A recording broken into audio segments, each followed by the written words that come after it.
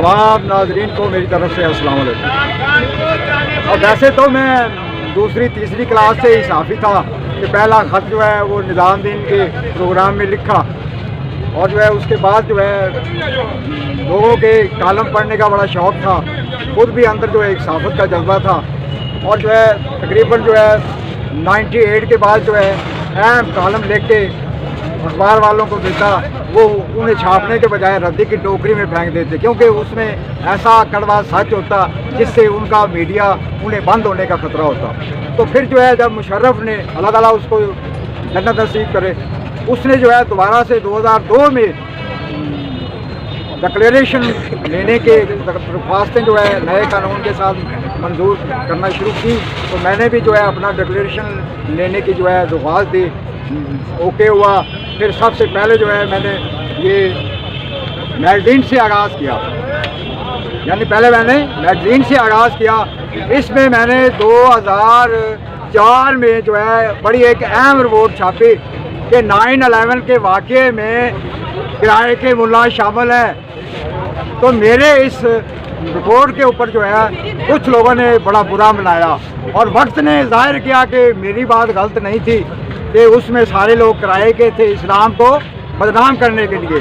फिर मैं उसके बाद जो है इसकी को जो है रोज़नामा की शक्ल में जो है तब्दील किया।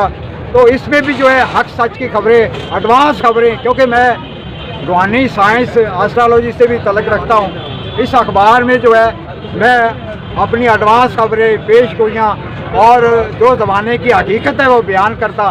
तो उस बयान करने के हवाले से 2006 के अंदर जो है कुछ मजहबी गिरोह के लोग जो हैं मुझे अगवा बराए कत्ल उठाने आ गए, मगर तो उससे बोला कि ना समझ आने की या समझ आने की बात जो है वो सामने आई कि अल्लाह ताला हक बयान करने वाले की मदद ज़रूर करता है। तो बहरहाल जो है उसके बाद जो है मज़ीद मेरा गला दबाने के लिए, हक रोकने के लिए 2013 के 20 फरवरी को मेरा दफ्तर जो है अखबार का वो जला दिया गया। और उसके बाद जो है मेरा माली तौर पे इतनी हैसियत नहीं थी कि मैं दोबारा अपना आबाई रकबा बेच के अखबार चलाता। मैं दोबारा वैसा सेटअप अखबार का नहीं लगा सका, मगर ये है कि 2014 से जो है नेट के ऊपर अपना वही मिशन लेके आ गया, और उसके बाद जो है फिर अपना यूट्यूब चैनल बनाया, मातब यूटी चैनल के नाम से।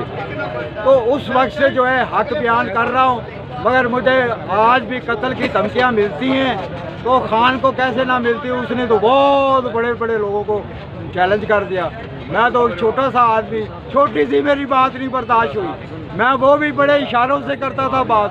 वो इशारों वाली बात भी एस्टेब्लिशमेंट को या उन लोगों के जिनके हम कब्जे में उनको पसंद नहीं आती थी, उन्होंने मेरे दफ्तर को आग लगा दी। और उसके बाद जो है मैं वैसा सेटअप नहीं लगा सकता था, क्योंकि मैं पहले ही अखबार के दफ्तर में अखबार चलाना रुपए रद्दी करने वाली बात है, उसमें हक लिखना अपने पाँव पे कुल्हाड़ा मारने वाली बात है। मैं तो अपने पाँव पे कुल्हाड़ा मार रहा था सच के हवाले से। फिर उन्होंने मेरा दफ्तर जलाना ही था। तो बात ये है कि मैंने इसके बाद जो है यूट्यूब चैनल जो है